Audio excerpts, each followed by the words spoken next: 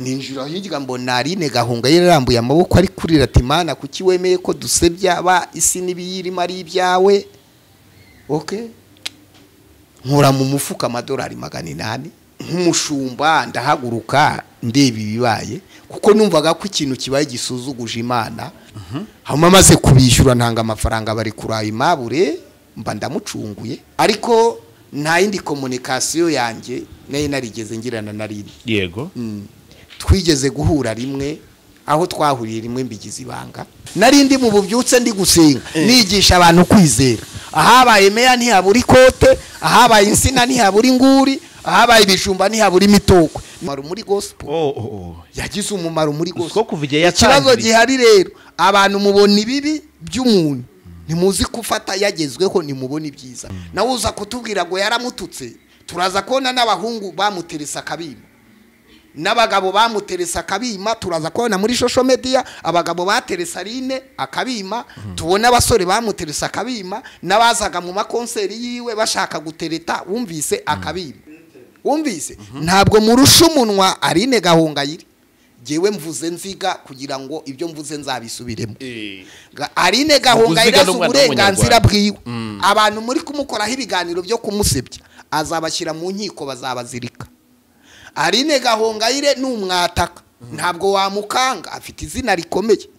Aline Gahongayire n'umwana wavutse mu mafaranga iwaba arahari nkanjye se wivukira mu cyaro Nyakamwe mu muryango Reka buretse utaneranya nkanjye wivukira mu cyaro Nyakamwe waje wizanye nibye mushiki wanjye bitatu nkiyaminiya nkafungwa muri konteneri Remera bakanjyana iwawa bakanjyana igitagata nkiyaminiya nta tante nta muyomba nibura Aline Gahongayire akaba duhura kansuhuza ayo mahirwe urashaka nyiteshe nje gushwana na Aline Gahongayire. Aline Gahongayire niba kwihorerera ntuzandenganye nuza genda kuvugiye orgarave rwose muraza kubago ndabwijajabi none si ntabwijajabi ucinye inkoro nyine no gucinya inkoro inde iyo utomboye bamenya ko wayicinye bakavuga bati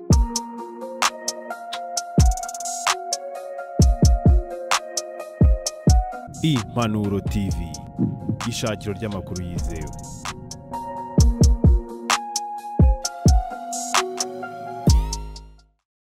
Ibihe byiza cyane mwese mukunda mukurikira ibiganiro byacu turabashimiye cyane by'umwihariko abantu mwese mukunda The Vibe TV Apostle Harerimana Joseph Yongwe turakwakiriye cyane mu biganiro byacu n'ubundi by'iminsi yose cyane cyane abakunzi ba The Vibe ariko Apostle nkumbe za vibe za The Vibe za kera muri iyi minsi sinzi ikintu gisigaye gituma sigaye ugenda utuje cyane abantu basigaye babona utuje abantu ngo bakumbuye kumva yanjyana yawe ya The Vibe TV Yes ashimwe Apostle ahimbazwe urakomeye turashimira Imana kuba wambaye neza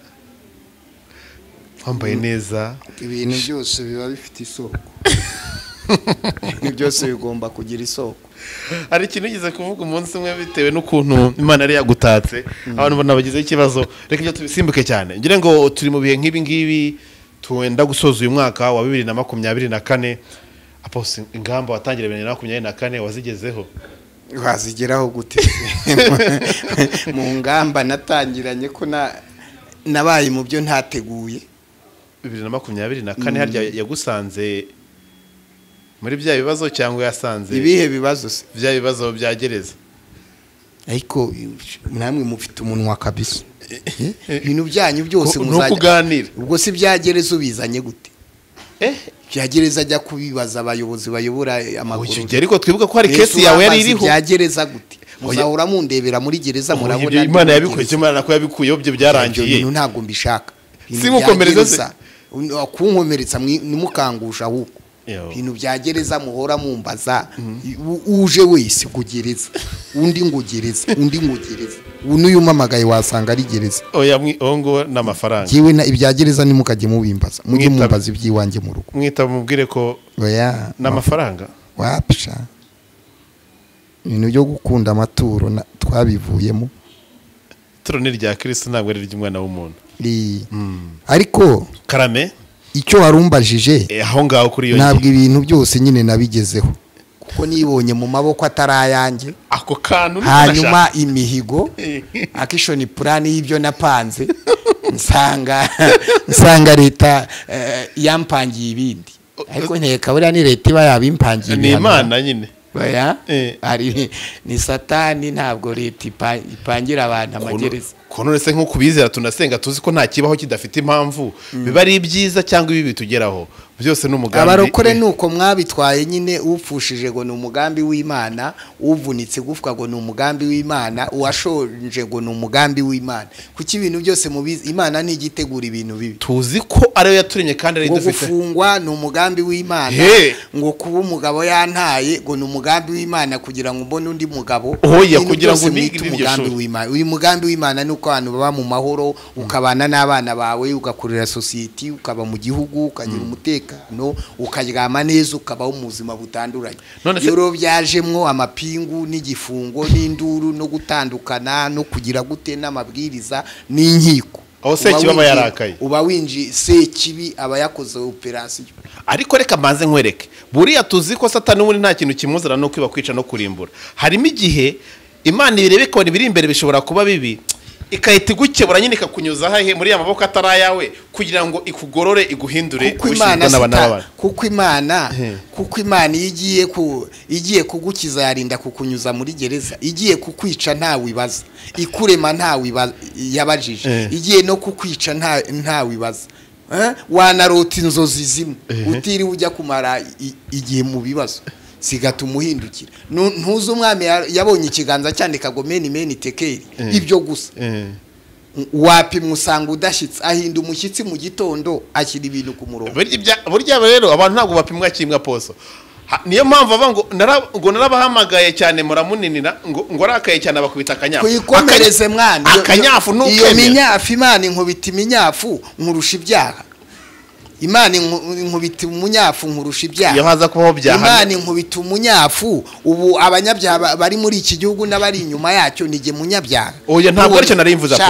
aposo ntabwo aricyo narimvuze we wacekerere sibyo wacekerere reka tuganire aposo no umunyafu gute kintu by'abarokore mwubatse uwahombye ni umunyafu w'imodoka yagonze moteri ni umunyafu uwahuye n'ibibazo iyo minyafu gute Imana bifite aposo reka maze ngura iki kintu kandi urasanga iyo ni imyumvire wa ntabwo ari imyumvire aposo izo ni kode z'abapene rekeraho Imana igutabaye aposo wa kera niwe avuga ati wayongo wa kera uriya yaranibagira nyura nta nakibaho uyu ni aposo Yongwe mushya kandi twabonye aposo Yongwe mushya koko wishimirwa n'abana b'abantu baravuga ati dora aposo tuzi n'uyu nguyu wa kera n'uyu aposo wo mu gakinjiro uhagurutse ibivuga ukuramo abana makasi ibyo bigambo byawe ntabwo mbishaka wamwe jewe ntabwo nyumva ibigambo nk'ibyo ntabwo ari ibigambo no ni ibigambo ibyo uri kuzana ntabwo nkenye kumva ibintu nk'ibyo shaka ndakari mu kiganiro nabake nari nsigaje bankunda bavuge bati Yongwe noneho byararangiye oya jewe ibyo bintu ngo Yongwe wa kera go mu gakinjiro sibyo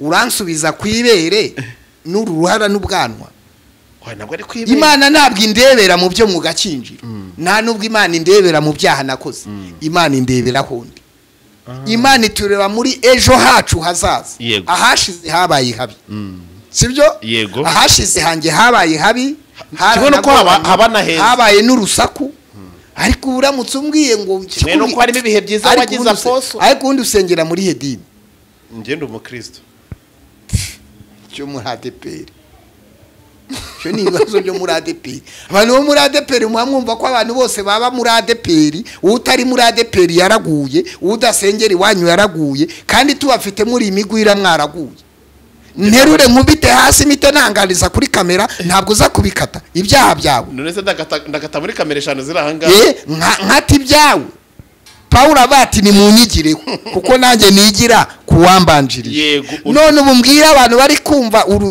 kumva impanuro na the vibe n'urugendo bigire kuri wowe bagera ikirenge baba bigishwa beza bigire kuri Kristo bigire kuri Kristo wowe nyine niba kwigire ngese aho yanjye n'umwana w'umuntu bigire kuri Kristo biyabwiye abantu ngo muba bigishwa beza mu wigishijwe na Kristo nje nigiye kunije bya Kristo hanyuma nawe bigire ku byawe njewe berebe kuri Kristo kuko nanjye narebeyeho sibyo kuko nje bashobora kundeberaho ejo ugasanga ndi kubaza aposo akambwira ngo ndamusubije mu bya kera ugasanga nene surambwira uyu ngo mu gakinjiro nyuma y'imyaka 20 uhagurutse ibirema kanseri zishira uransubiza mu bwami ntagikoreramo winsubiza mu bwami ntagikoreramo kabiri ntugisengera abantu ngo bakira no bakire umunsi bambajije se mu rukiko abakize wigeze ubona baza gutanga ubuhamya igisha abantu gutanga ubuhamya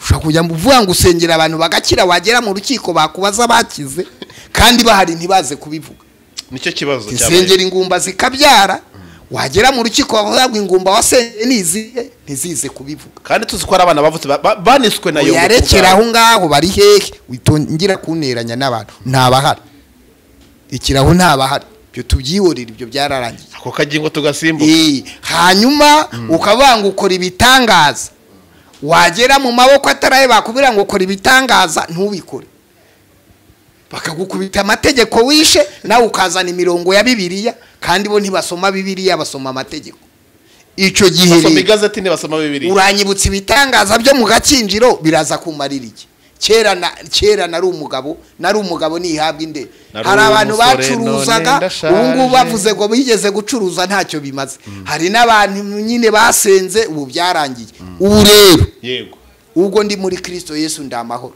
umwami Yesu ndamahoro kubw'imbabazi ze nyinshi ndamahoro niragije Imana data nkomejwe n'umwami Yesu kandi afashe n'ukuboko ndamahoro amen ubu rero abantu nibavuga ngo rabi ndavuga ngo rabi ni ya Yesu abantu nibankomera mu mashyi ndavuga ngo icyubahiro ni cya Yesu ibindi rero nta matangazo akiri ngo nimuze mukiri indwara ngo nimuze mubohoke reka ayo yatangwaga i Yerusalemu hano rero soma Bibiliya kandi we waranayize ubwiriza abantu witware neza nk'umunyarwanda kuko hano nta kumanura umuriro nka Eliya guhari ibyo nyine byari byo mu gihe cya Eliya hano ni ukubwiriza ubutumwa utuje none se ubutumwa uzabwiriza abantu ibyo gukira udashobora kuko Yesu yagiye nabwo ati mbasigiye ububasha mbasigiye umwuka mugumane ubu koko gusengera abantu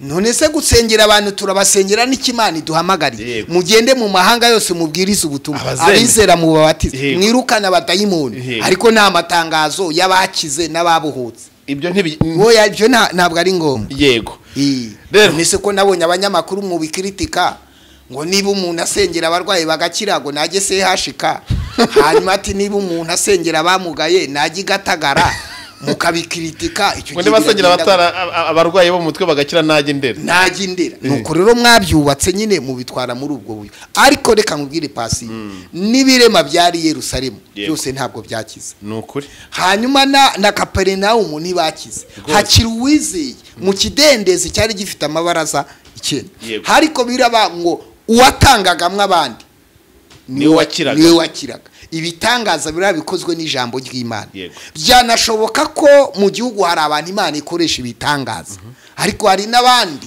bimwe nabwiye ngo irondo ryivanze n'ibisambo isose izamwinshishi ishishiro kuzamo niki hari abantu b'abakozi b'Imana bari mu gihugu hari n'abandi baje babatobera hari abantu bafite Yesu bafite amavuta y'Imana hari n'abandi bafite ibindi bimeze nk'amavuta leta rero nayo iracunga izabo irareba abaturage bayo leta ni muri leta nta gitabo cyaba cyanditsemwo abakristo n'icyanditsemwo abapagani haba igitabo cyanditsemwo Abanyarwanda abantu bagomba kubimenya uburogo butaroga ubucuragura udacuragura ube wereka ubuterekwa ubukijwe udakijije washaka ube wereka uri umunyarwanda ubuterekwa uri umunyarwanda ube wizera Imana cyangwa utayizera uri umunyarwanda haba igitabo cyanditsemwo Abanyarwanda icyo gihe rero kuko habonetse abantu benshi batoba leta nayo ikamenya ko abo bantu bahari iyo ugiye gukemura ibibazo ubikemura burundu yego ariko ntibivuze ko abakozi b'Imana batahari nta nubwo leta yahagaritse abantu gusenga ntabwo yahagaritse abantu iravangwa amadini najye ku murongo kandi niwanjye mu rugo nkeneye ko hari ibijya ku murongo nuko gahunda zimeze rero nuko nabibabwiye iyo yari intangamarara yo muye na Apostle nkunda kuganira nawe kubera ko ntabwo ajya yije naho gutangaza cyangwa se kuvuga ukuri uko kuri nkuko byose bimeze cyane. Apostle rero tuyangana nyine iyo umuntu anyuze mu rugendo hari ibyo bizajya bigenda bigaruka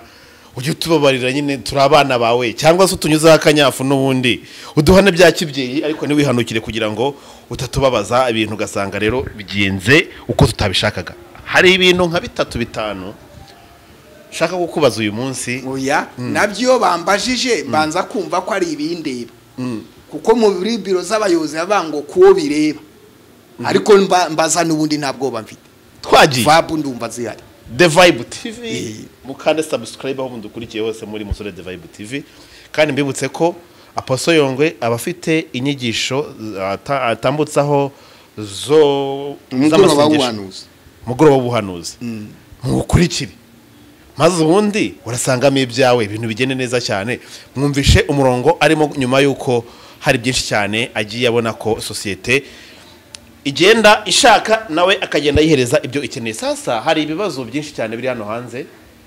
Nabonye ejo wavuze ku muntu bitari Aline Gahongayire. Nashaka kubaza hagati y'umuntu Aline Gahongayire mwarakoranye n'umugabo bita Aimable nawe ngire ngo ari hakurya ku kiwanja ari ku ishuri ari mariga mu gihe cyose amazeyo n'umugabo Bamporiki ari ngire ngo nabantu batatu ngiye kuza kugarukaho uyu munsi ngire ngo biraza kugenda neza cyane ku muntu ugiye kudukurikira kugira ngo aze kumva ibi bintu. Umugabo itanzizira Aimable ni umuntu mwagiranye ibihe bigoye cyane mwabanye no muri Rwanda gospel show ni yitwa gute ya competition ngire ngo wari umwe mu bantu bashyizemo kuboko kwawe gukomeye cyane ku buryo no kuri final abantu bari banze kwishyurwa afashe no mu mafaranga yawe ukabishyura abatarasigaye batishyuwe. Twaje tubona ibintu bigenda biza gutyo. Aline Gahongayire akaba yaje muri izi dosiye muri imihanda muri iyi minsi ya none. Ubundi uyu Aline Gahongayire haye mwakoranye muri bya Rwanda gospel sinzi arya byita gutera Rwanda gospel stars Rwanda gospel star kagira inka n'amafaranga wamfurawe. Ubundi aba bantu bakomeje kugira abakritika nabonye Aline Gahongayire bamukritise cyane ati n'ubundi ko arafugije umwana asanze tutakubona neza bazana muri bya Rwanda gospel wati mbona Aimable agarutsemo ndavuga ariko wakwegera umubyeyi ko abantu babanye akagira ikintu aduha by'amahere. Nabonye hari icyo watangaje kuri Aline Gahongayire ndavuga wakwicara byibuze ukaduha kuri kwa bino bintu kuko nzi ko wabikomerekeyemo cyane ariko urakomera nyine nk'umubyeyi nk'umushumba wahamagawe. Tubwire. Njyewe Aline Gahongayire na Nzizera ntabwo iyo company yabo ntabwo nyibamo. Ahubwo njyewe nagiye mu giterane nk'umuntu niyishyurira tiki. Nishyuye tike naguze tike yanjye 10,000 VIP. Mpageze rero nishimiye igiterane ngiye kwirebera muhanda maze kuririmba abahanzi bose bahari hariya kuri Kanari Olympia. Yego kwirebero. Hanyuma ngiye kubona mbona abari curanzi bashimije ibyuma mbona igiterane cyose kirasakuje. Mbona polisi iratatse nk'umushumba ndahaguruka ndeba ibibaye kuko numvaga ko ikintu kibaye gisuzuguje Imana ko abantu bajimije ibyuma kubera amafaranga. Numva bagize gutya ndenterevona ndagenda nsango bita Nzizere Aimable aho polisi yamwicaje mu kumba mbona bamumereye nabi bagiye kumutera ipingu. Ninjira hirya mbona Aline Gahongayire yarambuye amaboko ari kurira ati Mana kuki wemeye ko dusebya ba isi nibiyirimo ari ibyawe. Okay nkura mu mufuka amadolari 800. Hanyuma mpamagara abo bacuranzi kuko amafaranga y'abacuranzi ntabwo yararenzayo. Ndabishyura abandi bantu bafite ibibazo by'amatente n'intebe ndabayago namwe ejo muzanshake hanyuma tuzabishyura igiterane gikomeze tuzabishyura. Hanyuma maze kubishyura ntanga amafaranga bari kuri Aimable mba ndamucunguye. Hanyuma abacuranzi bashobora kuri stage igiterane kiragaruka. Naho rero nyuma niho nagiye kubona mbona Aline Gahongayire akora ibiganiro anshimira ati ndashimira Apotre Yongwe yadutabaye ariko nta yindi communication yanjye nayo narigeze ngirana na Aline. Yego. twigeze guhura rimwe aho twahuriye rimwe mbigize ibanga hanyuma njakira gutyo yego uwo nzizere Aimable rero we nta nubwo ibyo nabikoze nkwiriye kubikora bitewe n'iki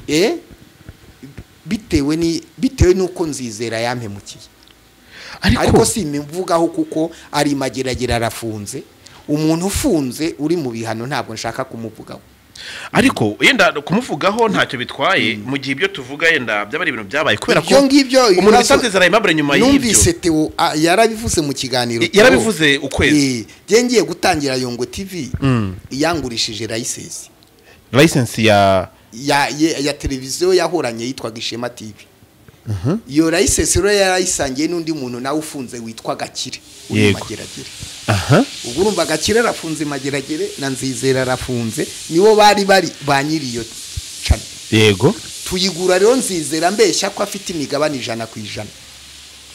Hanyuma nkodesha muri Mike urabyibuka muri Mike yara TV7 yakoreraga nakodeje muri Mike makodesha umwaka igihe cy'umwaka n'amezi 2 yego ndindiriye ibyangombwa bahura bambeshya ngo barayinzanira mu gitondo arayinzanira urumva ari amafaranga nahombye y'ubukode umwaka n'amezi 2 wishyura miliyoni 2,470 za buri kwezi banza uteranya ayo mafaranga hanyuma oya ndekiraho hanyuma rero ugerekaho calculatrice yataranya sugire ngo ndayifite rero na miliyoni 20 za license ibyo rero byanteje ingorane ndende hamwe na n'ubu nkiri mu manza sibyo yego ibyo rero twaje kubisova nyuma burururu mbona ko nagerageje kujya kumurega nsanga ari n'abandi bamurega besh muri bishoboka ariko je nkunda kumva sinkunda ko umuntu yafungwa nkunda ko umuntu namwumva kuko byarangiye ndotiriye ikirego icyo gihe nari natanze habaho ubwumvikane mfite impapuro zanditse kwa noteri nshobora kumuregesha bibaye ngombwa anytime kandi urumva hejuru y'ayo mafaranga uburyo byagenze byose mfite impapuro urumva amafaranga yampombeje n'ayo mafaranga nibyo twanditse bisinye ndabifite byanditse urumva rero umuntu twari dufitanye gatoya ikibazo nk'icyo yateguye igiterane ntabwo wagira umutima wo gufata amafaranga ngo urenze kuri ayo urumva hagati y'uwo mwaka n'amezi 3 nkodesha ahantu hiyongereho nagiye muri rurabure dufite abayobozi beza baratubwira ati noneho iyi service warinze ujya kugura license ushaka iki uzuza dokimizi nizi nk'umunyarwanda uzwi urabyemerewe nabwo uho byamfashe nk'amezi 3 mbambonye license ya televiziyo gato naguciye mu ijambo byo ngo ari kintu ugomba kurahuje numvise yenda ukwezi bavuze hari ibisa nk'ibyo yari yakwijeje cyangwa se yakwemereye ko ashobora kugufasha nyine urumva wagiye gutangira business hari wifutabaza abantu babibayemo kugira ngo baguhe amakuru niba ari n'ubundi bufasha bayaguhereza bivuga ko atari amafaranga usabwa ari n'ayandi menshi cyane yaguhaye mu ijuru wumvise yego data nta nama nzizera yaguha mu bijyanye na business sibyo yarayimpaye reka mushimire sibyo yaguhaye warayibonye numuhindura umujyanama ukamuhindura umujyanama muri business uzamenye ko uzahura n'ibyo nahuye nabyo cyangwa nibirenze ibyo wabonye kujya kurega umuntu ukasanga abantu 10 bamurega hari abantu rero hari abantu utabona uko bigenza leta nayo ibivuga yewe no kurekura ikirego nagiye kurega nzizera ngeze muri RIB barambwira ngo ni nzizera witwe Aimable mbona bose bararebanye barazunguza idosiye yiwe bamuzi tsoke nshaka izindi procedure zizarangira neza ariko niyumvisha ko ntafite tanye bifu nini na nzizera namaze kubyakira ibihombo yampombeje namaze kubyakira ndetse no muri no misi Imana izamfasha nibikore nukuri nzajya gusura abantu muri gereza nawe nzamusura sibyo buriya tugomba kurenga ibintu iyo ufite confidence z'uko uzakomera ubabarira abantu n'ibitababarirwa za confidence tugenda ubabarira abantu n'ibitababarirwa ntabwo rero wambwira ngo none suppose uva ko wamubabarira izo miliyoni twumvishe zifite total zigera muri miliyoni zigera mu 100 ukazamusonera ukavuga ati ijana mfitiye ntazo. Ubu yaravuze ngo yavuye mu nda y'isi yambaye ubusa azanasubira mu nda y'isi yambaye ubusa. Twe dufite amahame twamenye ko Imana itanga amafaranga. Iyo yashatse kuguhira guha kandi turacyafite confidence zo gukora Imana ikaduha. Ariko mwiyumvisha yuko rero ikintu nyamukuru gihari. Yego. Waruvuze nicyo nari nshubije. Ngo yari umujyanama ngo muri business. Hari umuntu utakugira inama. Ntabwo yakugira inama. Hari umuntu utakugira inama ahubwo mushobora guhura. Hari umuntu muhura muri society ugahomba. Hari n'umuntu muhura muri society ukangirika. Hari n'umuntu muhura muri society izina ryawe rigapfa. Hari n'umuntu muhura muri society ukabura umukandida wo gufungwa cyangwa gukora ibyaha. Rwose n'urwo rwego rero jewe mubaramo. Ibyo nanabimubwiye duhagararanye. Hari abantu twagiye duhura muhura ugahomba. Umuntu wese muhura kubara mu mibare. Imibare agufiteho nirangira. Nutamusezera wazagusezerera. Hari umuntu muhura akubara imibare. Imibare rero yakubazemo akubaramo nirangira azakujugunya. Nawe rero muhura mu mibare. Y'uburyo yagukuraho, y'uburyo yagukoresha diru, y'uburyo yagukinisha umukino, y'uburyo yagira gute, y'uburyo yaguhombya, yakubyaza umusaruro mu nzira zose. Ariko rero umuntu dukeneye kugendana mu buzima ninde ni umuntu muhura mugakorana inama. Muba ati nimukora gutya muragera aha nimugera aha mwanagire sheke mu byo muri gukora mukahagara mukagira ibyo kuganira mukayikavaringa. Ubu rero iyo mbyutse rero abantu bambaramwe imibare ndabirukana nkasigarana abantu nibura twicera tugakora imibare rwose.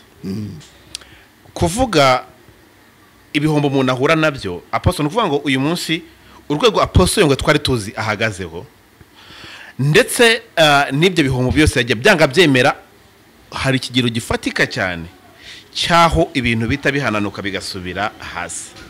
Uri kumbwira ko icyo gihombo cyose n'iryo gwa ry'imishinga yawe myinshi wari ufite imbere n'ibindi tutajyamo imbere ngo tubivugire aha ngaha ushobora kureka ibyo byose byabaye ukavuga ati ndakubabariye Apostle? Nta mishinga myinshi nari mfite nta n'urwego nigeze ngeraho nimwe mu nteranya n'abantu. Imishinga myinshi wigeze usura uruganda rwanjye, imishinga myinshi wigeze ubona ifamu y'inka, imishinga myinshi wigeze ugera mu ma etage ndi kumena dari, imishinga myinshi twigeze duhura Canada cyangwa Dubai cyangwa mu Bushinwa turi gupakira kumwe nivugira ngo nzubaka ama etage nzubaka. Iyo mishinga niyo navugaga bikomeye biriya navuga ko mbitwite mu mutima.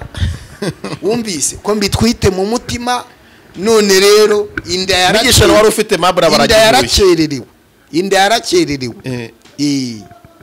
baroze bayiroze bayizinze ndashaka ko tubakubita rero by'abantu mubwira abantu ngo Yongwe ni umuntu uvuka mu cyaro hariya muri Nyaruguru, mvuka mu muryango w'abantu baciriritse nibereho gutyo akagakote ni ubuntu bw'Imana. Ntawe iwacu nagize wakomeye, nta wakinye politiki, nta wabaye mu nzego z'umutekano, nta woroye nk'icumi. Natwe iyo dutomboye tukabona babayeho turashimira Imana no kubwa leta nziza yaduha turiho. Ibyo bindi ngo Yongwe wakomeye nakomeye gute? Navuze ko nzakomera murandwanya, mvuga ko nzubaka amazu mumvugiriza induru, mvuga ko nzashinga Yongwe TV mugira gute? Abanyamakuru munshirishamwo, abandi bantu munshirishamwo. None mutangiye ngo Yongwe ngo bya bindi nari mfite bihe mu rukiko basanze mfite iki? Basanze utagira n'ikibanza, nta modoka, nta kibanza, nta nzu, abana biga mu bitangaza. Ahubwo reka nze mamagara imbabazi ko ibirayi byabonetse aya masaha. Nibyanga Samara we nagenda guhamagara ntagenda guhamagara ngo nyohereze 20,000 nereka abantu message sinjya ngo babagana inyohereza 20 ibintu birakomeye. Erega ho umugabo aguye none se njye nkubwira ati nyohereza na 5. Ivyo rero by'abantu muba mungenda aho ngurumva ngo Yongwe ngo ibintu bihi oya ikintu ndi kuvuga Apostle twabonaga zira confidence. Yes, confidence nyine kirga nari ndi mu bubyutse ndi gusenga nigisha abantu kwizera. ahabaye meya ntihabura ikote, ahabaye insina ntihabura inguri, ahabaye ibijumba ntihabura imitoko, nahabaye confidence ntabwo zishira, ntabwo zijya zishira. N'uyu munsi reka mbwira abanyumva nzakomera, nzagera kure, ndi umutsinzi, ndi umunesha, ndacyafite amaboko yo gukora, nabyaye abana bazankiza. Yego, ndi umunyarwanda mu gihugu kirimo umutekano, gusa ibindi ukennye iki nyenyiki. Abanyarwanda twese ntawe urya ibiro 5, ntawe urya ibiro yatumye mu mahanga, twese turya ibiryo natirere byo mu Rwanda. Imvura yaguye, dodo zabonetse, inyanya zabonetse, amashu yabonetse, ibishyimbo byabonetse, ibinda kugasuzugura ngo abantu bakize gute. Ariko umukire wabayeho ku isi ni Yesu. Matayo 10:28 we yaravuze ngo mwese abarushya bashonje n'abaremere nimuze mbahifunguye. Wowe gaburiye bararira n'abakene bararira, jewe se ubwo muraza ibyo bintu garuye rero byihorera. Reka twinjire muri iyi ngingo. Aline Gahongayire we urumva ntabwo ari umuntu muziranye cyane, ariko nyuma y'ikiganiro twagendaga tuvugana kuko twatangiye dukundana, na mbere yuko musanga mu kiganiro abantu twajyaga duhurira mu bintu bitandukanye mu by'umurimo w'Imana, by'umurimo w'Imana, cyangwa se ari gupanga amadiru, buriya ni umunyamadiru. Wumvise niyumvisha ko rero ndamuzi nanjye aranze. Yego, ari na konfi danse bigeze kuntumiramo. Ni umuntu ukina imikino.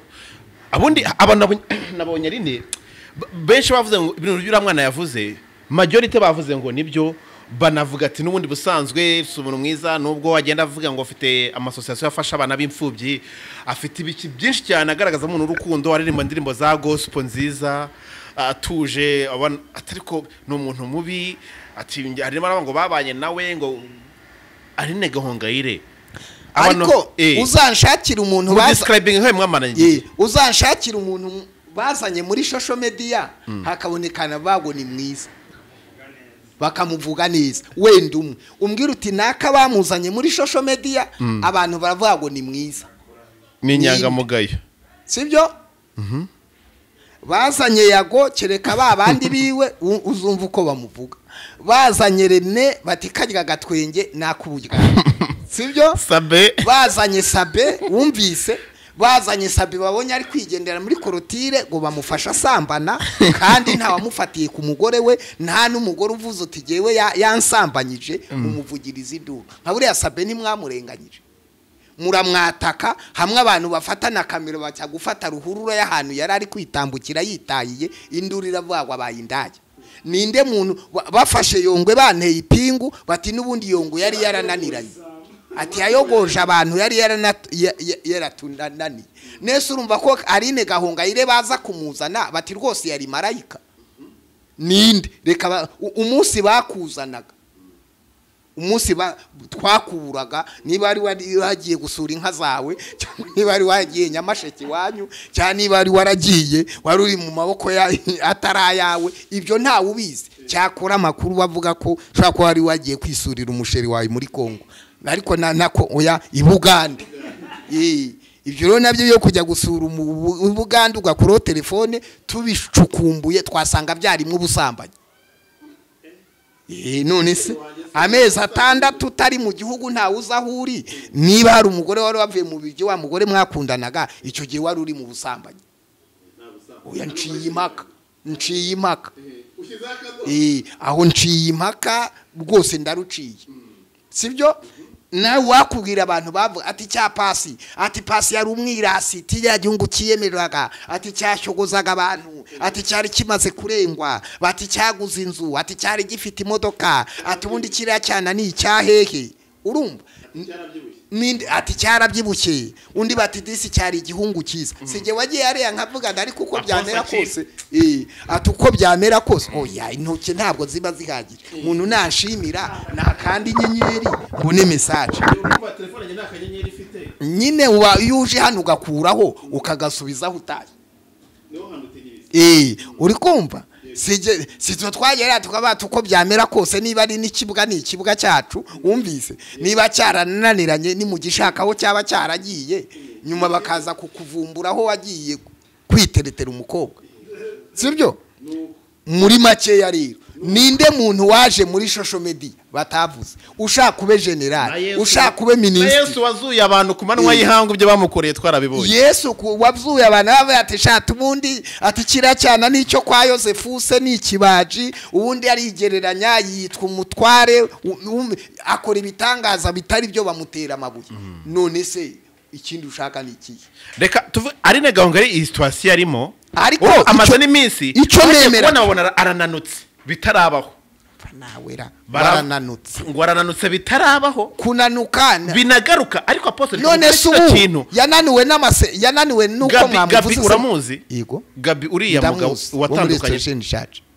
watandukanye na Aline Gahongayire Gabi hari ibintu yavuze ni inyandiko yakoze yasohotse mu kinyamakuru kwezi icyo gihe ni 2010 kangahe bakimana gutandukana asa nkaho ari gushotora avuga umuntu utari Aline Gahongayire umuntu utishima umuntu udashimishwa umuntu utakwishimira umuntu utagira gute byanatumye abantu bakira kuri bino bintu dushatse kuzana abantu batandukanye na Aline Gahongayire yego sibyo ibyo bintu twatugiye kwinjira mu bintu birebire ega kubana n'abantu ko yaratandukanye n'abantu n'ubushake bwe ubu se ningerwaho abo twatandukanye babazane uzi ko nabonye umuntu ukora ikiganiro akantu kamfunze kuko yaje kunguza amafaranga sinyamuhe bone mayimuna kandi abantu batandukanye na Aline Gahongayire bakoze ibyabo barakomera nawe asigara mu byiwe arabikora arakomera yego arakomera urusengero turaza kubona n'abapasitoro bavuga bati ni mumurebe ni mukurikirana ubuhamya bwe yego harimo ba Poso Minyoni harimo Sayuni Tepu n'abandi bahanzi bazamukanye ariko ntabwo tuza kuvuga yuko Aline Gahongayire atagize umumaro muri gospel yagize umumaro muri gospel ikibazo gihari rero abantu mubona ibibi by'umuntu ntimuzi kufata yagezweho nimubona ibyiza bye ega nta muntu utagira ikosa rikora uri mu kazi nta n'umuntu utagira sheke mu byo yakoze nta n'umuryango utagira ikigo cye niko bimeze nkunda kubivuga kugeza kuri izi saa Aline Gahongayire niba uriya mwana yarafunzwe icyo kibazo turebe icyo gufungwa cye nawe uza kutubwira ngo yaramututse turaza kubona n'abahungu bamuteresa akabima n'abagabo bamuteresa akabima turaza kubona muri social media abagabo bateresa Aline akabima tubona abasore bamuteresa akabima n'abazaga mu makonseri yiwe bashaka gutereta wumvise akabima turaza kubona nuza kuzana akora avuga ati yewe Aline Gahongayire namuha ati iki kibubu yambara nije wakimuguriye cyangwa si isaha ni kado namuhaye kana kandi ntabyo yaguze ibyo ari amagambo ari amagambo nuko iyo ninde muntu waje muri iki kibuga social media kamwataka tukabona abantu bamuvugira nubwo bakuvugira haboneka bagusiga umwanda kugira ngo bacuruze nk'ibyo bibazo uri kumpata ntugire ngo ni impuwe ufitiye Aline Gahongayire nukugira ngo views zizamuke ku mpanuro nizizamuke rero the vibe niteyeho inde the vibe nyine iteyeho kugira ngo none se ntabwo naburanye ibiganiro bakajya babimbaza nkabibura narabibahaye mukabitwara witegeko nuko nimvuga ikiganiro gisigara mu kigo gomba gusigarana kopi none se oya nabwo ari impuwe ariko Aline urumva n'umuntu Aline Gahongayire kugeza kuri izi saa sibyo yego nituyavangwa Aline agira umushinya wumvise na Yesu yarawugize avanga amasaka n'ibishyimbo inkoko n'inuma mu isoko arabwiye ati nimugacururize hano ni nkuko waza kumenya ngo Aline Gahongayire wamushyira mu gatebo gapfundikira uriya mugore azi kwivugira mwana Aline Gahongayire wamushyira mu gatebo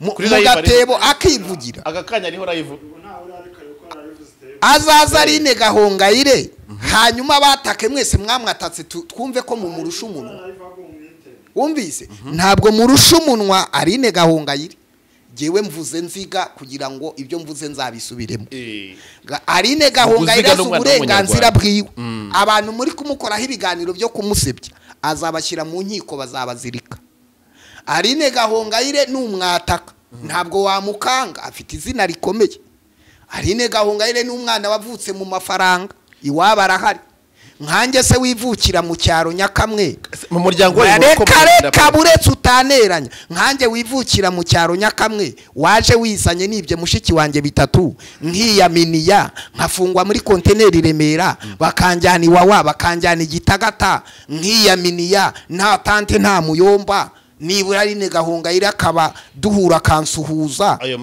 ayo mahirwe urashaka nyiteshe nje gushwana na Aline Gahongayire niba kwihorere rata ntuzandenganye nuza genda kuvugiye orgarave rwose muraza kubago ndabwijashabi none si ntabwijashabi ucinye inkoro nyine no gucinya inkoro inde iyo utomboye bamenya ko wayicinye bakavuga bati wowe uri umuntu w'umugabo uri umwana wacu ureme nyine kwa Gahongayire inkoro urayica none urambwira kuza kwataka Aline Gahongayire naza ceceke mumurusha kuvuga se cyangwa murusha connection uza abagore bari inyuma ya Aline Gahongayire nanjye ndi inyuma bamwemera ntiwabonye indirimba kubita yiwe uburyo habarimwe abagore babyina bari abagore niduhura bavuga ati dore iyo bantera amabuye bansubiza imageragere mu mbazi by'umugore wanjye yitwa Mukakarisa Bibiane ibyo byo kumbaza Aline Gahongayire mujye kumubaza mama wiwe wamureze mujye kumubaza pasiteri amuyobora mu nkure h'umunwa nagire gushingaho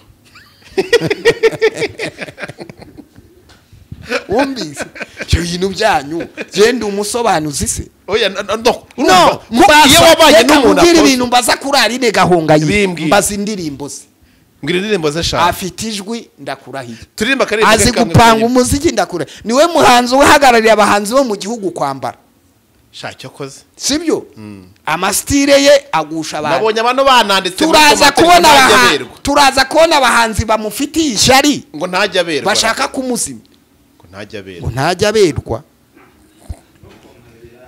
urashaka aberwe gute se ubundi se wamenya ko ataberwa gute kutari umugabo mbaza nkubaza ni commentaire mba nasomye niba ushaka ko aberwa hari gafite umugabo ubundira haratandukanye Gabi n'umudivu none se genda nyine wiyangaje umuha icyifuzo nurangiza ujye utubwira ko aberwa yaberwa gute se ubundi kandi yaberwa gute kuberwa k'umugore n'ubwiza bw'umugabo no kuberwa k'umugabo ubwo ni nk'uwo wabeshya ngo uraberwa urambara ibipira bibi n'ibikoto ukadegaja n'ibishati ukaza ukanga n'amasa uraberwa reka ubyuka ntihagire uko ariko umenya ufite umuntu ngeze ubona mbere ya hagiye ufite umuntu ura mfite umudamu bakumbwirire cyangwa nuko impeta nayisize afite umudamu se umudamu utaramurikira nabyo ni ibibazo umudamu utaramurikira Vitali wabumuritse se twabonye na nubu ni Vitali wenda gukumva ariko we Vitali aba mu gihugu Vitali rero niba ese ko nigeze kumva numva ngo ari i Kigali Vitali se Vitali rero ariko sha muri social media umuntu ashoba ariko ibintu harimo bishobora kuba birimo akantu oya Vitali ari mu bihe bitamworoheye nuko inano basenga bajya basengera ari ino se ntinde ubizi reka twikomereze ibya Vitali ugiye kubivuga reka rekera aho ngashajye ubyihura aho wazaje gushaka mujya gukora amadini cyangwa na dene bese bigira kundi mu bumbe reka twikomereze ibyo urumva rero Aline Gahongayire umuntu nimukamusiga imyanda ngo nimurangiza mu buri byiza yakoze uriya ni umuntu wiyaminiye ashora muri gospel akora gospel uriya ni umuntu uri aho ngaho udacika intege twabonye abantu barira yagiye afasha agaburira sibyo twabonye nabo bava ko yabafungisha naho rero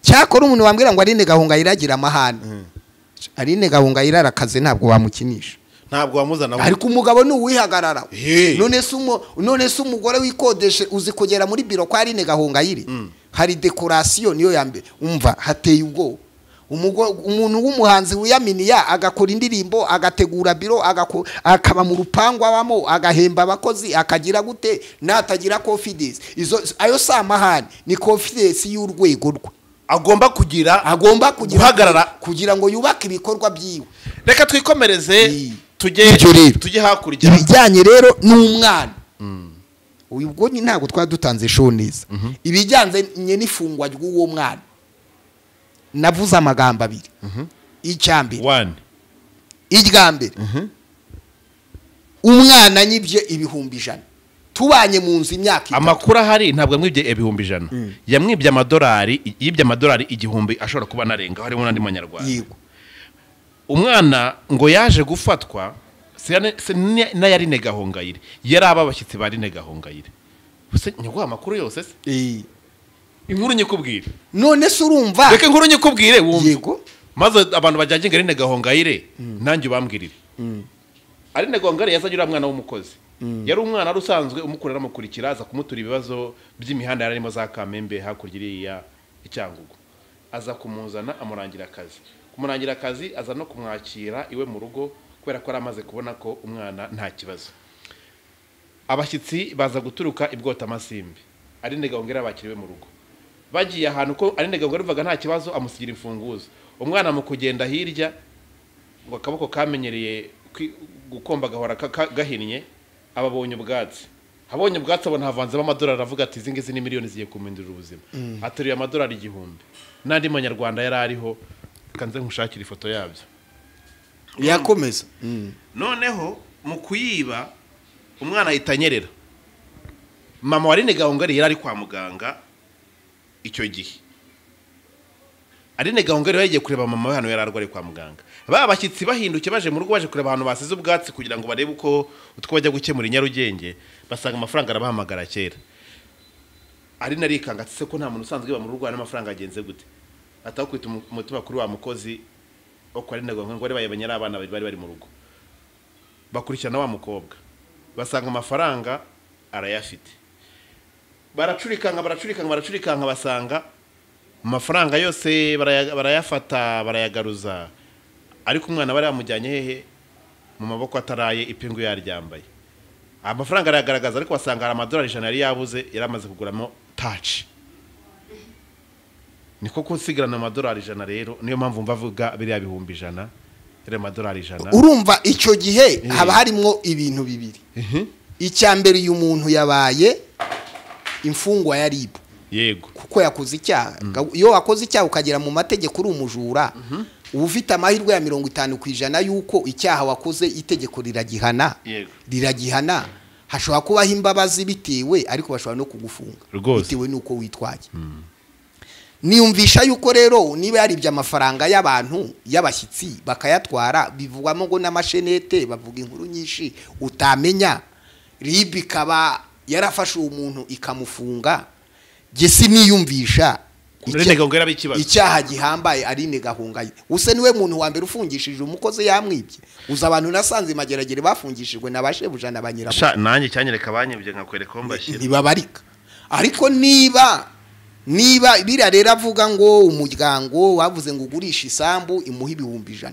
ushobora kugurisha n'imodoka 5 ariko bakakubwira ati wakoze icyaha wishe itegeko niri gufunga ariko niba nanone yari abifitemo ububasha bw'uko yakwandika urwandiko rumuha imbabazi bakamurikura ntagire umutima wo gutanga imbabazi yaba yararakaye cyane yego kuko ibintu bijyanye n'ubujura mbere byari bigoye bagufasha ariko ubu ngubu ibintu nk'ibyo byahari uburyo byorohejwe kubera ko gereza zaruzuye gutanga imbabazi kugira ngo baganye abantu benshi bajyaga bafungwaga ku minsi 30 ukaba wakwishyura na sheke byagiye bigabanuka nka sheke ushobora kumvikana na nyiri sheke ibyo bintu by'ibyaha baguhiha n'iminsi 30 mushobora kumvikana ibihano bikagabanuka bigaragara rero niba icyo gihe umushinjacyaha kandi icyo gihe nanone ntabwo nyiri kwibwa aba afite ijambo rero rifite umushinjacyaha parike n'umushinjacyaha ntiyumvisha yuko rero bitabasaga noneho no kuza ugaruka ngo waribye ngo wibye makeya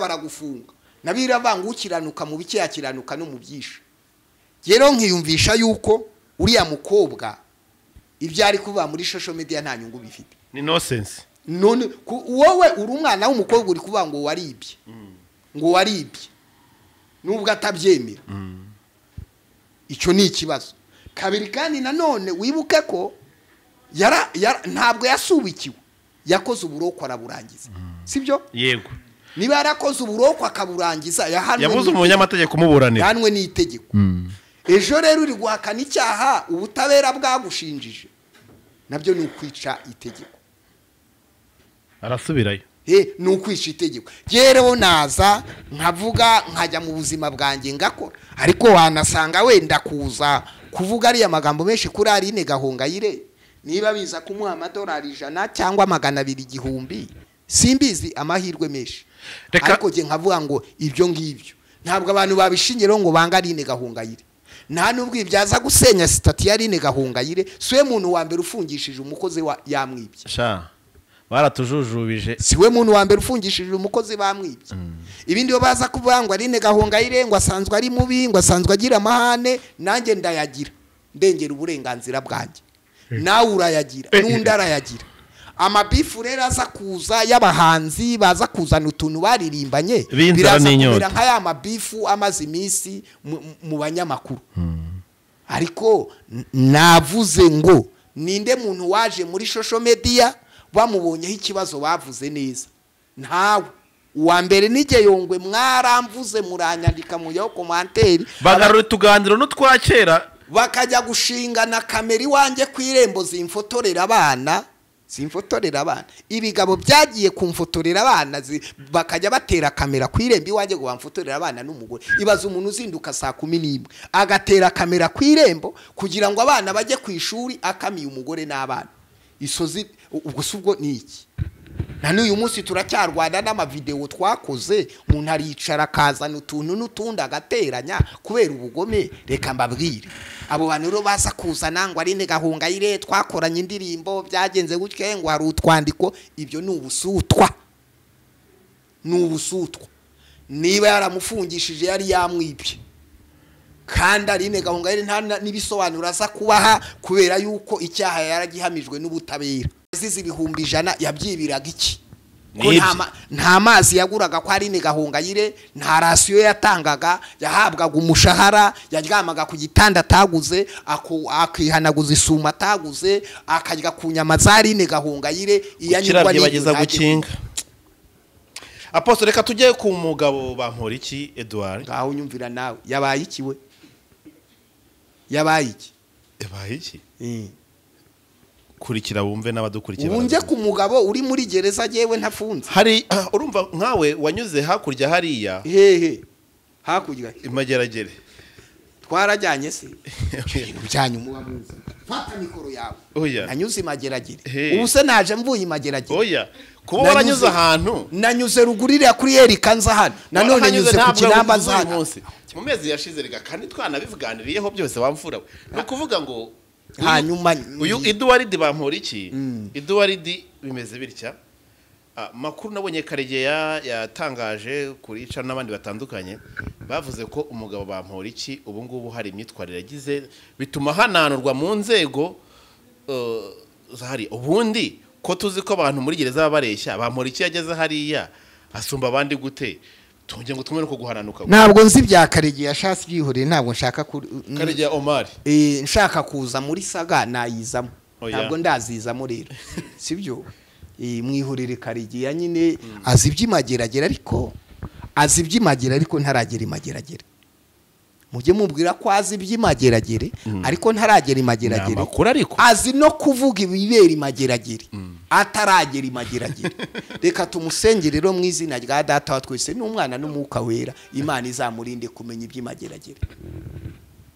nubona rero bateye agatebe bavuga ibyo muri gereza bataragera muri gereza jya ubihorera bavuga nunabona abantu bateye agatebe bazanye umuntu uri muri gereza uzababwira uti Yesu yaravuze ngo nari nshonje murangaburira nari muri gereza muransura sibyo kwicara se gutya tugatera agatebe tuvuga kuri Bamporiki uri muri gereza nukujya gusura umugore we ni isukari umushyiriye nutubuto muri kambaraje ibyo nyine ni bya bindi icyo twabwira abantu iyi nyenyeri y'umuntu yatse wabyumvise iyi nyenyeri y'umuntu yatse iba yaratse iyo umuntu yakoreye igihugu nyenyeri y'ikaka iba yaratse iyo umuntu yasenze Imana inyenyeri yikagira gute ikaka iba yaratse si igitangaza ko uburoko bwe bwarangira urwego rwamufunze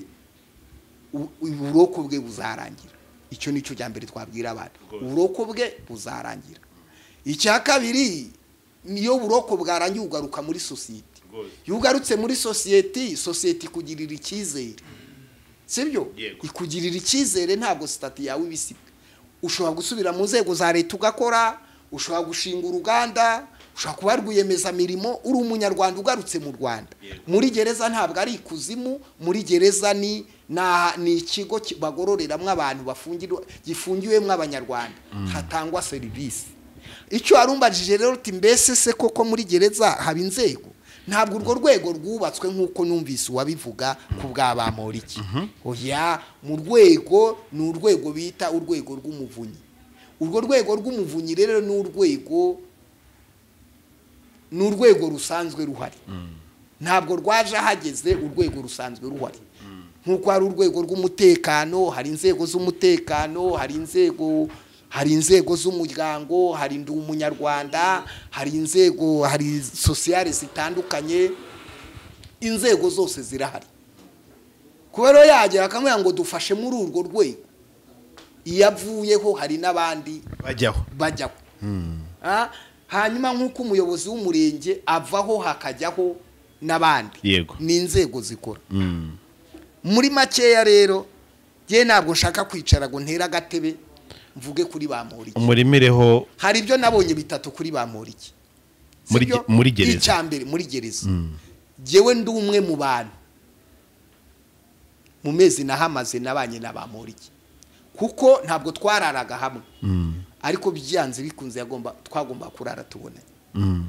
Hari ahantu ku kibuga abantu baganira yajyaga haza ati akatuma umuhungu umufasha, kuko muri gereza usanga umuntu aba afite umukozi. Hari abantu babaribwe bafunze imyaka myinshi, nyine iyo ugemurirwa ufite umuntu ugufasha akakuvomera amazi, akagutondera umurongo w'amazi, akakutondera umurongo wo koga, akagufasha, akakumesera, akaguterera ipasi, ukamutuma. Ega muri gereza mo imbere ni baba ngo ni mu gihugu hari muvomo ujya gusura abantu, ujya kwiyogoshesha, ujya gusura abantu, ujya gusura umuntu, ujya gukina agapira, ujya koga, ujya kureba filimi, ibikorwa byose birakorwa. No mu nzego utumura yakundebera ko sociale ahari, tumuntu ku mutekano, umuntu gutya, umuntu ku ishuri jya kundebera ko tica wanjye yaje, ubu ufite umukozi. Yajyaga rero atuma umukozi we nibura ati mugende ubwira potere ko mushaka. Icyo yabaga nshakira tukicara tugasenga. Uri kumva?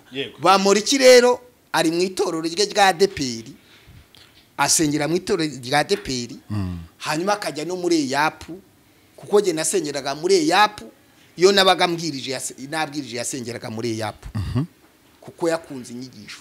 Nanjye yarambwiye ati Yongwe najyaga ngukurikira, kuko ari yaje kundeba mfunzwe. Nibuka ko bwa mbere haje Dubai, yewe wanzaniye icyayi mu gitondo nafunzwe. Dubai yunguyu? Yego. Haje Dubai anzanira icyayi, ati akira ka cyayi Yongwe, kuko Dubai twari tuziranye mbere mu gakinjiro ahasengera. Ku bwa kabiri haza umupasiteri wo muri ADPR, ku bwa gatatu haza Bamporiki n'abandi benshi cyane utabaraho twari turi baza kuguhumuriza ati bampumuriza. Urumva rero nahise ninjira muri timu, muri timu nyine y'abantu nyine batandukanye nyine gutyo. Ikindi cyo nabonye muri gereza icyambere, Bamporiki agira urukundo, kuko nabonye uburyo bamusura, asurwa, urumva baramusura, afite n'abantu bafite ubushobozi. Afite n'abantu bafite ubushobozi. Iyo bamusuye rero nabonaga amata, amabiswi bamuzanira, amasukari, ahorana udukapu aha abantu. Urumva buri munsi abasangira n'abantu. Asangira n'abantu cyane.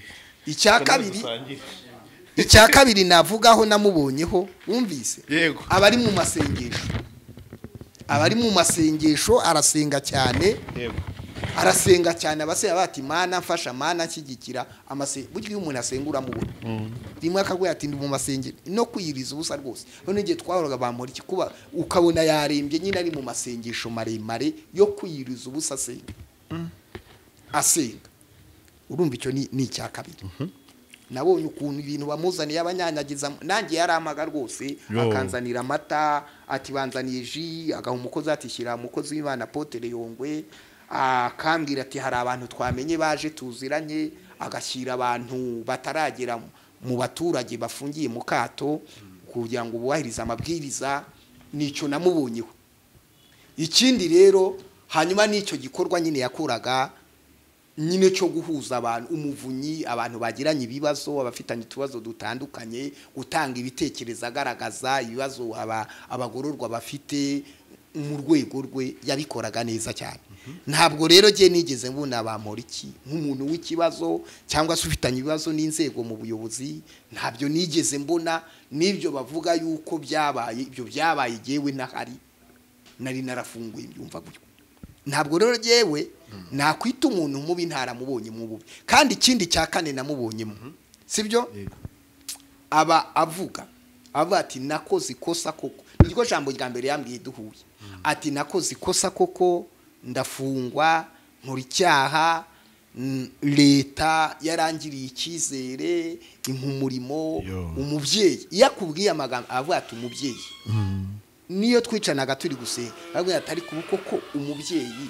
azongera mbabarire hamwe ni humura igihugu cyacu kirababarira n'abatari wowe n'aba bose ubona bafunze burundu bisha abantu bazababarirwa nkaswe wowe ufite izina wakoreye igihugu ufite stati ikomeye iyo muganire rwose wumva afite agahinda harya barakatiye imyaka ndakeka niba atari 5 ni 6 yari 5 ajuriye bamwongera undi ndumvisha kuba ari 6 abati mu byukuri rwose mbese afite agahinda k'icyaha yakoze yego bati jewe icyaha iyo muganira akubwira ati jewe icyaha cyanjye ndacyemera nsengera icyaha cyanjye ndacyemera unsengere ibihano byanjye bizarangire unansengere rwose Imana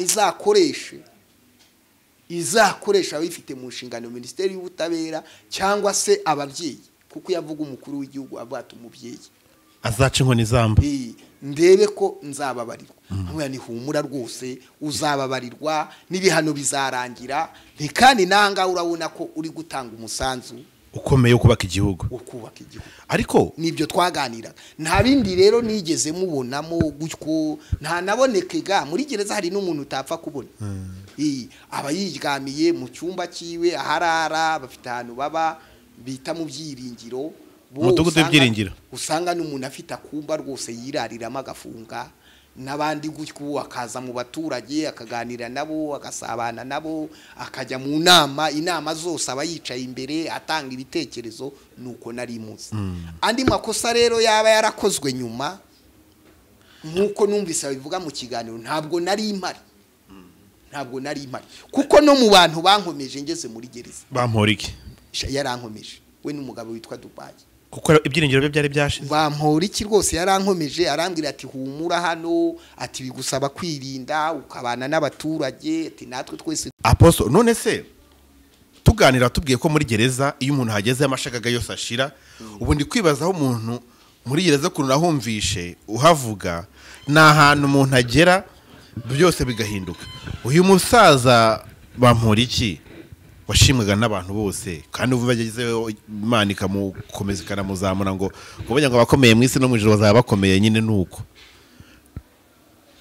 ni kihe kintu gishobora kuba nkawe wari ushinzwe kureberera abandi iki kintu cyatuma ateshuka ku nshingano kugeza ubwo numvishe ngo yaba yarahananuwe kugeza nubwo ashobora kuba nta kintu n'iki na kimwe akemereye gukorerwa n'undi muntu nk'uwo mukozi wamukoreraga ku buryo asigaye no kujya kwivomera no ku murongo w'itongo ariko uwatanze ayo makuru yavuye muri gereza n'indi ibyo biba ari amagambo jewe nashaka kugira ngo nkubwire ko ni nabwo butumwa navuze muri gereza sibyo abantu banyibukiraho navuze ko nta muntu ukomeye muri gereza ukomeye ninde muri gereza nta gihangange gikomera muri gereza nta mukire uba muri gereza nta mumiliyoneri uba muri gereza abantu bari muri gereza bose ni imfungwa bagafaranga karakora muri gereza reka tubanze tugendane abantu bose baba muri gereza ni imfungwa baje kugororwa iyo ugeze muri gereza ugomba kwambara umwambaro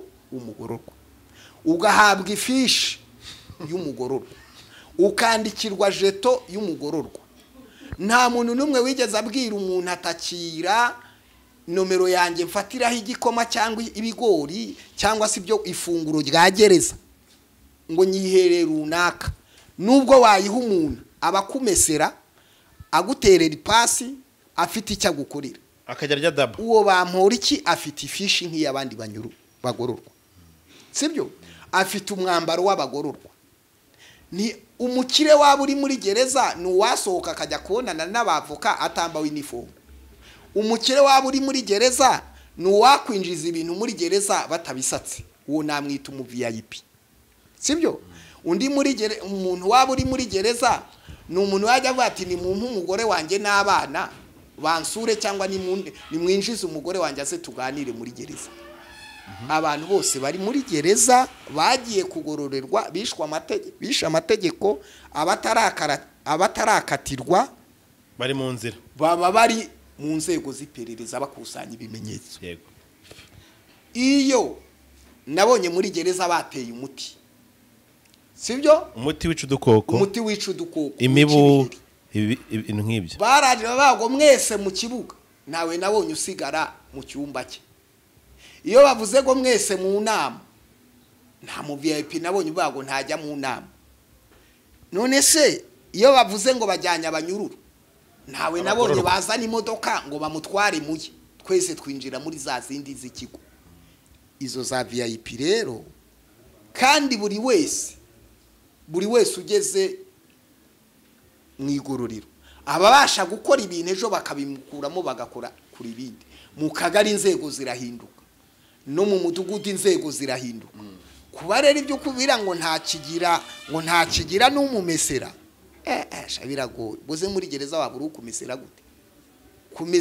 Guteresha ipasi umwenda ni biswi ifite imbaraga. Akabiswi kamwe cyangwa agakapaye, wimbaza byinshi ndakwiyamye. urakoze. Ibyo rero mwishyushya shusho media.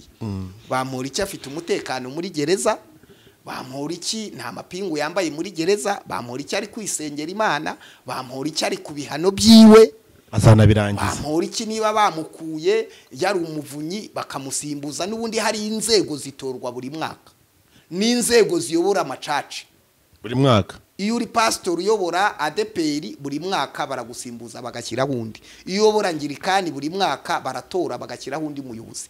Nizo nzego rero zose za gereza zigenda zitora buri mwaka bakazana abandi, nkuko abasorovejo baza bakabatwara bakazana abandi. Ubwo si igikuba cyacitse cyazana vango n'ubundi umuntu ngo bamwubakiye urwego. Kandi shaba aba bantu mugenda mukicara ku bantu bari muri gereza, abantu bagenda bagatera agatebe mukicara ku bantu bari muri gereza, muri gereza mukabicaraho mukabataramana. Ibintu bizajya bibateza umuvumo, namwe mwibona imageragere ejo namwe bazabataramana. Sibyo rata poso. Rero ubu mugaruye Bamporiki muri social media yabatwaye iki? Kumugarura se ni sukari mu mushyiriye? Kumugarura se ni ukujya kumusura? Kumugarura se ni ukumenya ubuzima arimo? Ari kwisengera Imana kandi ababajwe n'ibihano bye. Yo muganira bati nahemukiye igihugu cyaranyizeye, igihugu kizambabarira, umubyeyi azambabarira, ati kandi ndi umunyarwanda. Ababwira bati mugomba gukunda igihugu no kubaha igihugu.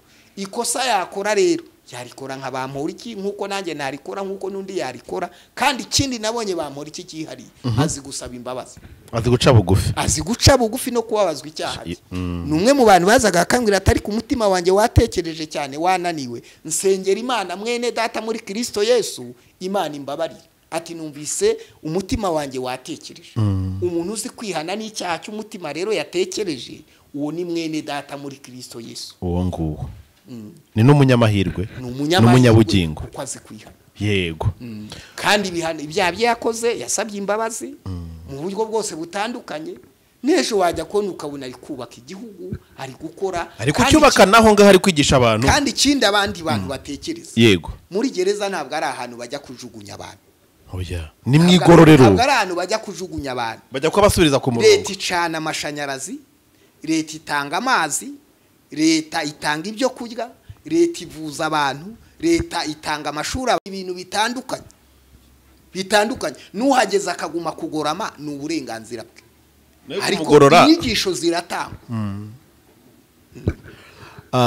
Twavuga byinshi ariko mu buryo bwo kugira ngo n'umuntu dukurikiranye nawe yumve umumaro wo kuba yadukurikiye uyu munsi.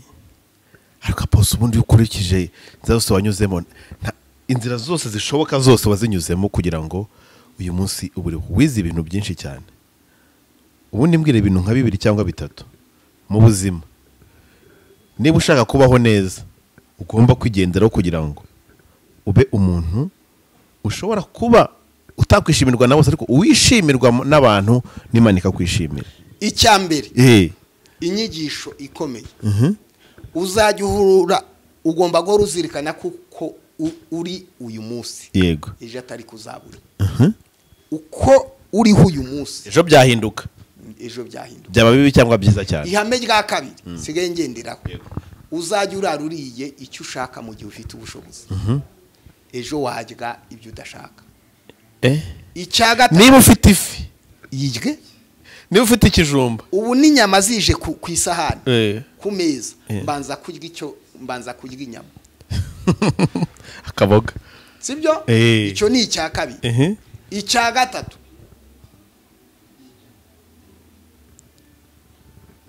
uzubahe umuntu wari we wese respect. Uzubahe umuntu wari we wese uzamuka ugira ama etage ukomera ugende n'imodoka ndende wakwibona hagati y'abantu utaruzi. Bango wubahore wese ariko ntuzizere umuntu numwe. Uwari we wese ariko ntuzizere numwe. Muri abo bose akoreye iyo gahunda. Muri gereza hari umugabo narinzi kagira inkuru baramuzana. Urumva iyo winjiyemo hagati y'imisi 2 nyine muhita mujya mu bantu benshi. Yego. Hakaba operation y'abantu bashinzwe kuryamisha kugushakira kuryama ariko ubushatse uburyo wiyeranje mu gihe utarakemuka. Noneho uwo mugabo aje we nibyo ntabizi kandi numwe mu bantu bazi kurya icyubahiro i Burayi, Canada, Amerika n'ahandi. Bamuryamisha mu bantu nyine buduhungu nyine babandi nyine harabo bita abameni. Abameni bano bashikuza abantu. Udusakoshi bashikuzaga amashakoshi b'ibyabana batemye abantu batuburiye abantu ku matelefone. Umva rero ahantu aho byonyine ibiganiro byaho babaryamye byakwica n'amaburage yaho. Mageze rero nsanga aryamyemo hagati bamene ndamureba n'icyubahiro kiwe n'ubwirasi bwe n'ibimodoka n'ibiki nawe yikoza. Ndamuhamagara ndamwana ngwino tujyane nge kugusabira kuryama. Kandi koko kubera ya favor yanjye na ryazina ryanjye mageze abahita bahamuha. Arambwira ati Yongwe ati burya ahantu hose abakenewe umukozi w'Imana. Ntuzasuzugura umuntu wabona muryamanye, wabona mwicaranye, wabona muryamanye, wabona mwicaranye, wabona nakugiriye umumaro aho utatekerezaga cyane. Ikindi ikintu uvuze nicyo apose nguciye mu ijambo. Nabonye umuntu wakijijwe n'akamaye babo yafunguriye ku muhanda bamuterane bagiye kumwambara bagiye no kumuteragura ibyuma.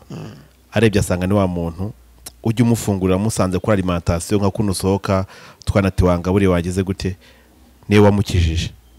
Tuyu umuntu ajya tugabura ni mu mureka agende. Ikindi nize yego sorezaho nibyishe hakomeye Imana yonyine. Ibi abantu bakomere baremere hakomeye Imana. Nukuri Imana ni ikomeye. Ibi bintu ubona abantu bapfa by'amafaranga bakicana bakarogana umwana akica umubyeyi akica umwana abantu bagashwana byose bizashira. Reka nkwirira ijambo rimwe. Yego. Hakomeye Imana ya Aburahamu na Isaka na Harerimana Joseph na Pacifique Kwizera nawe udukurikiye wivuge mu izina. Icyo njorejemo yego da umuntu ni inyamaswa ibasha kwakira kubaho mu buzima bwose. Najyaga nicara ntarafungwa nkibaza ngo ariko ibitekerezo bikaza ariko nk'ubu niriwe mu nzu mfungiranye mu byagenda gute umunsi umwe ureba ukuntu ibintu byakwangirika. Navuga ngo ubu niriwe mu nzu mfungiranye mu byagenda gute ibintu byakwangirika akazi ka rero ntihazagira uwiyahura. Si ngombwa ko wakwiyahura cyangwa ucika igihugu mu gihe hari kese ishobora kugufunga. Iyo uhageze uhasanga abavandimwe. Iyo ugeze muri gereza usanga bukwiriye guhumuriza, nabukwiriye kuremera, nabukwiriye gufasha, nabugirira impuhwe.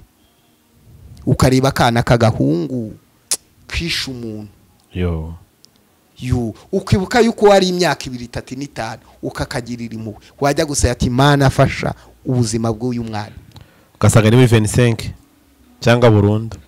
Urumva rero muri makeya ntabwo ari byiza gutera agatebe ngo wicare ku muntu ufunze cyangwa ku muntu cyangwa umuntu ugezweho ngo nuko ubona ariwe muntu ugezweho ngo umufate Aline Gahongayire no ni intambara ari Bamporiki nawe ni iminsi mibari nanjye hari iminsi mibi ndimo yego shunga ibyawe nanjye nshunga ibyanyu umunyarwanda acu umwani nguhagaze yirinda atagira gute atagwa na Bibiliya niko avuga Imana iguha umugisha.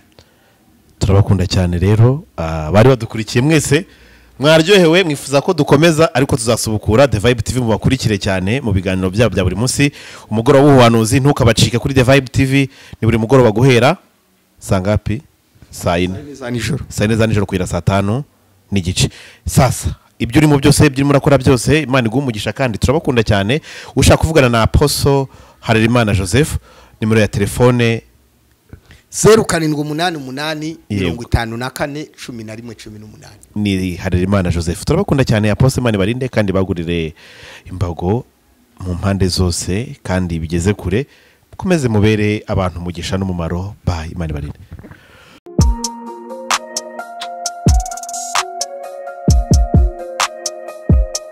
Impanuro TV ishakiro ry'amakuru yizewe.